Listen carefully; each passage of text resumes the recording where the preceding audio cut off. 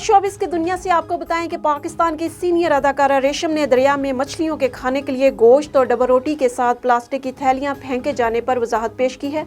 उन्होंने ये भी वजाहत की कि लोग मुझे ऐसे निशाना बना रहे हैं जैसे मैंने पता नहीं कौन सा गुनाह कर दिया, जैसे ये सैलाब और सारे अजाब मेरी ही वजह से आ रहे हैं।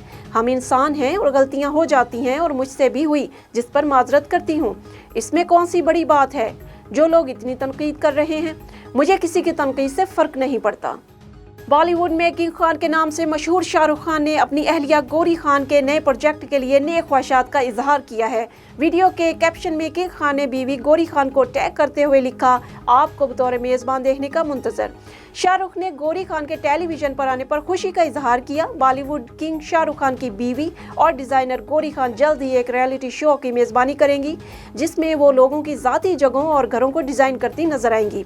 इस नए रियलिटी डिज़ाइन शो में वो मशहूर सेलिब्रिटीज़ अदाकारा कतरीना कैफ, मलाइका अरोड़ा, हदायतकार फराह खान और कबीर खान के घरों को डिज़ाइन करेंगी। जूही चावला और आयशा जल्का की पहली वेब सीरीज हश हश का ट्रेलर जारी कर दिया गया है। लेजेंड अदाकारों आयशा जल्का और Juhi Chawla web series hush hush के जरिए अपना डिजिटल डेब्यू कर रही हैं। 22 सितंबर को रिलीज होने वाली हश हश का ट्रेलर जारी कर दिया गया है।